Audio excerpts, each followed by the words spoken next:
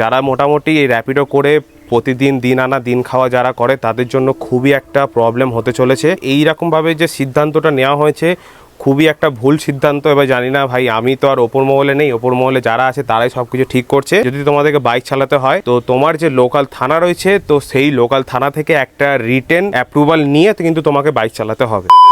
So hey guys, good morning everyone, welcome back to my new video. তো guys, এটা হচ্ছে কিন্তু কোনো র্যাপিডোর ভিডিও না বা ঘুরতে যাওয়ার ভিডিও নয়, এটা হচ্ছে একটা ইনফরমেশন রিলেটেড ভিডিও। তো ইনফরমেশনটা কি সেটা হচ্ছে তোমরা খুব ভালো করে জানো যে আমাদের ওয়েস্ট বেঙ্গলে খুব শিগগিরই ইলেকশন রয়েছে। যেমন হচ্ছে কালকে রয়েছে হচ্ছে প্রথম দফা ইলেকশন, তারপরে রয়েছে হচ্ছে 29 তারিখে দ্বিতীয় দফায় ইলেকশন। তো এই যে দ্বিতীয় দফায় যে ইলেকশনটা রয়েছে সেটা হচ্ছে কিন্তু আমাদের কলকাতার মধ্যে এই ইলেকশনটা হবে। তো এই যে 29 তারিখে ভোটটা রয়েছে, ভোটের আগে যে দুটো ডেট 27 তারিখ এবং 28 তারিখ, এই দুটো ডেটে কিন্তু অনেক কিছু বিধিনিষেধ জারি করেছে, যেটা হচ্ছে জারি করেছে হচ্ছে চিফ ইলেকশন অফিসারের তরফ থেকে। ঠিক আছে, এই ইনফরমেশনটা কিন্তু আমি জানতাম না। এই ইনফরমেশনটা অ্যাকচুয়ালি পাবলিশ হয়েছে হচ্ছে 20 তারিখে, বাট আমি আজকে ভিডিওটা বানাচ্ছি হচ্ছে 22 তারিখে। কালকে পর্যন্ত আমার যে ইউবিসি যে গ্রুপ আছে ওই গ্রুপের মধ্যে অনেকেই শেয়ার করেছিল যে নাকি এরকম দুদিন আগে থেকে বাইক ফাইক চালানো যাবে না কিছু। আমি অতটা গুরুত্ব দিইনি। আজকে সকালবেলায় আমার একটা র্যাপিডোরই ভিডিও আছে, ওই ভিডিওটা যখন এডিট করতে যাচ্ছিলাম তো এডিট করতে গিয়ে কিছু ক্লিপ আমাকে ইউটিউব থেকে নিতে হতো। তো সেইটাই নেওয়ার জন্য আমি ইউটিউবে যখন ভিজিট করি তখন দেখি গৌরব দা একটা ভিডিও বানিয়েছে এই বিধি নিষেধ নিয়ে। তো আমারও মনে হলো যে তোমাদেরকে জানানো উচিত। চলো তোমাদেরকে বলে দিই, এই যে দুদিন মানে টোটাল 3 দিন রয়েছে, 27, 28, 29 তারিখ, টোটাল এই 3 দিনের মধ্যে কি কি বিধি নিষেধ বাইকারদের জন্য রয়েছে। যেমন হচ্ছে এই যে দুটো দিন 27 তারিখ 28 তারিখ, এই দুটো দিন কোনো রকমভাবে কোনো বাইক র্যালি অ্যালাউ নেই।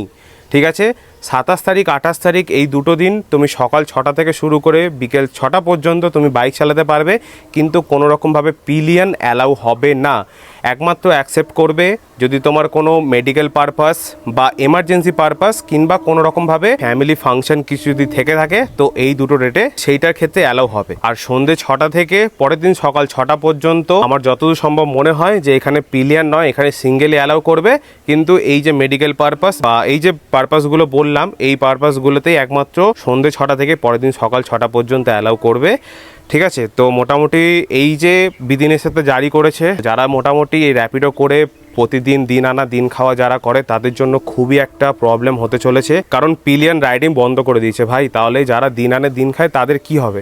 তো সেই জায়গায় দাঁড়িয়ে আমার মতে মনে হয় যে এই রকমভাবে যে সিদ্ধান্তটা নেওয়া হয়েছে খুবই একটা ভুল সিদ্ধান্ত। এবার জানি না ভাই, আমি তো আর ওপর মহলে নেই, ওপর মহলে যারা আছে তারাই সব কিছু ঠিক করছে।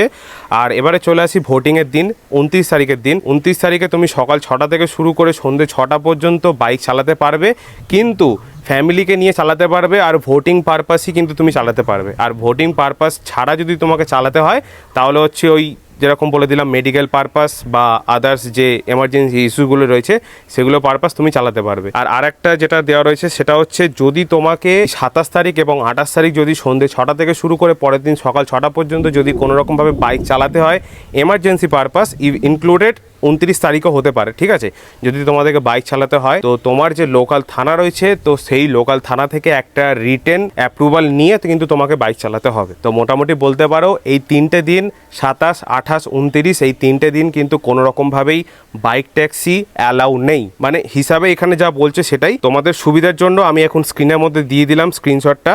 তো তোমরা চাইলে চেক করে নিও কীরকমভাবে কী নিয়ম আছে বা প্রোটোকল কী কী রয়েছে। আর যাই হোক ভাই, এইটুকু ইনফরমেশন তোমাদেরকে দেওয়ার ছিল। দেখতে পাচ্ছ পুরো রোদ্রের মধ্যে ভাই ঘামতে ঘামতে ভিডিও বানাচ্ছি, মনে হলো যে তোমাদেরকে ইনফরমেশনটা দেওয়া উচিত। আর থ্যাংক ইউ সো মাচ গৌরব দা। আমি গৌরব দার ভিডিও আমি যদি না দেখতাম তাহলে আমি কিন্তু এই ভিডিও বানাতামই না।